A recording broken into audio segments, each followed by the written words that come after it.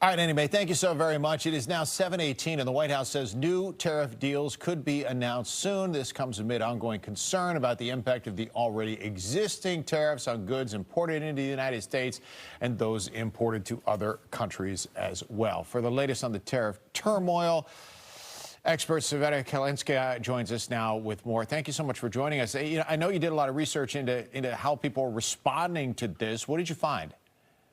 Good morning. Thank you so much for having me. Right. The news has been trending. I mean, everyone's been talking about tariffs, not only in the U.S., but globally. But what I've been actually studying has been what have consumers been talking about in the U.S. specifically? What do really people think about it? How are they perceiving what's happening in the country, and how are we being perceived from abroad? What I found is actually several key, very interesting findings. I'll start off with the first one, which is, first and foremost, the conversations online by consumers in the U.S. have been actually tapering off, which means that while there's still a lot of interest and discussions about tariffs in general, consumers are now much more interested in understanding how those tariffs affect their day-to-day. So it's not anything about economy anymore. Now it's actually very personal. How is that going to affect them on an average daily basis? So the interesting findings also are that overall in the U.S., consumers have talked about China, China, China. Just about 35% of every single discussion happening on social media platforms is about China.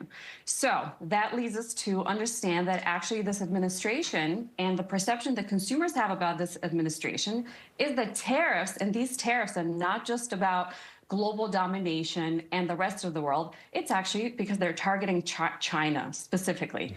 And this is what consumers say online.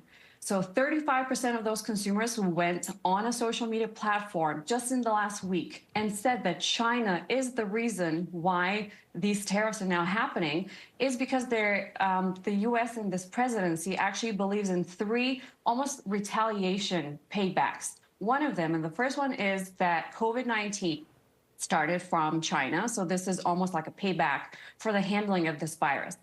There are serious concerns among U.S. consumers, believe it or not, about U.S.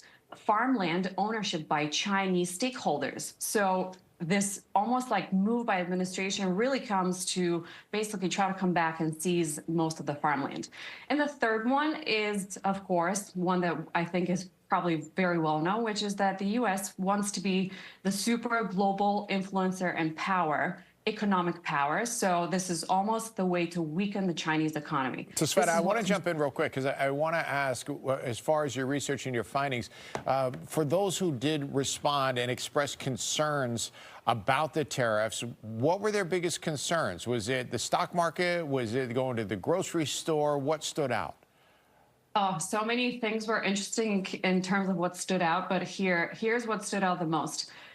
In the first week since the tariffs were announced, which was the first week of April, people were concerned, oh, what's going to happen to my gas, to my groceries when I go and buy a new iPhone, buy a new car? The administration must have heard those consumers, and I'm sure they're also doing social listening, because they actually went back and immediately announced that electronics, such as iPhone and laptops, will be excluded from the tariffs. This is a huge concern.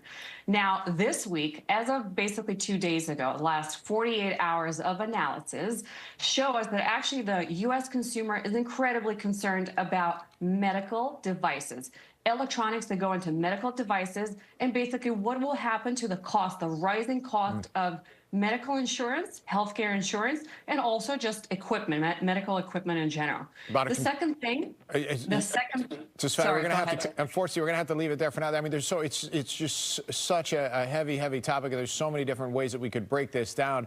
The bottom line is, and I think the most telling statistic that you were able to come up with is that of those that you heard from, just 3% seem to be in support of what has been happening. So we'll put a link up if folks want to look at all the research. They are certainly more than welcome to do so. I sure hope they do. To Tsvetta Kaleynska, my apologies, joining us now to break down some of the reaction to the tariffs. Thank you so very much.